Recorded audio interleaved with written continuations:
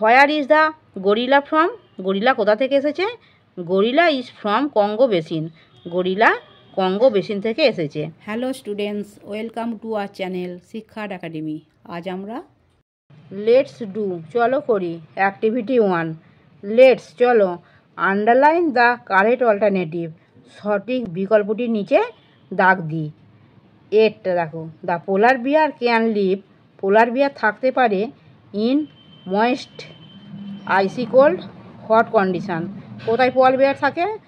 এখানে হচ্ছে আর্দ্র বরফ ঠান্ডা গরম অবস্থায়। কোথায় থাকে আমরা জানি পোলার বিয়ার? বরফ ঠান্ডা অবস্থায় থাকে, বরফ ঠান্ডাতে থাকে। তাহলে এখানে আইসি কোল্ডের নিচে দাগ হবে। নিচে দাগ দিয়েছে দেখো। বিয়েরটা, the lion tiger elephant is the king of the beast, পশুদের রাজা কে?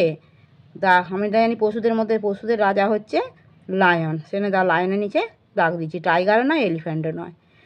সিয়েরটা, দ্য টাইগার লিভ, বাঘ বাস করে in the forest city desert. আমরা জানি কোথাও বাঘ বাস করে?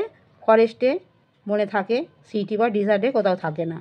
সিটি বা শহর বা এটা হচ্ছে মরুভূমি, কোথাও থাকে না, বনে থাকে।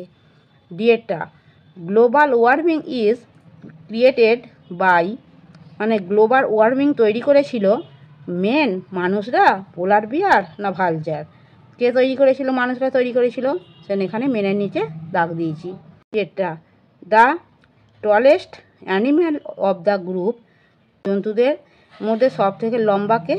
ইজ দ্য জিরাফ, ডিয়ার না zebra?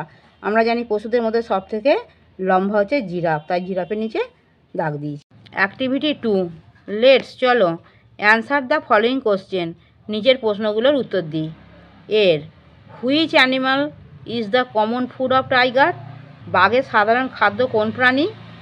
Deer is the common food of tiger, হরিণ হচ্ছে বাঘের সাধারণ খাদ্য। বিয়ের where is the gorilla from, gorilla কোথা থেকে এসেছে? Gorilla is from Congo basin, gorilla Congo basin থেকে এসেছে। What causes the ice to melt, বরফ গলে যাওয়ার কারণ কি? Global warming causes the ice to melt, global ওয়ার্মিংয়ের জন্য বরফ গলে যায়। হুইচ অ্যানিম্যাল ইজ পয়জনাস, কোন প্রাণীটি হচ্ছে বিষাক্ত? স্নেক ইজ পয়জনাস অ্যানিম্যাল, সাপ হচ্ছে বিষাক্ত প্রাণী। Who is responsible for the problems of the animal, পশুদের সমস্যার জন্য দায়ী কে? Men are responsible for the problem of the animals, মানুষরাই হচ্ছে পশুদের সমস্যার জন্য দায়ী। আমার পড়ানো যদি তোমাদের ভালো লেগে থাকে তাহলে এই ভিডিওটি লাইক করবে, বন্ধুদের মধ্যে শেয়ার করবে এবং আমার চ্যানেলটিকে সাবস্ক্রাইব করে বেল আইকনটি অন করে দেবে।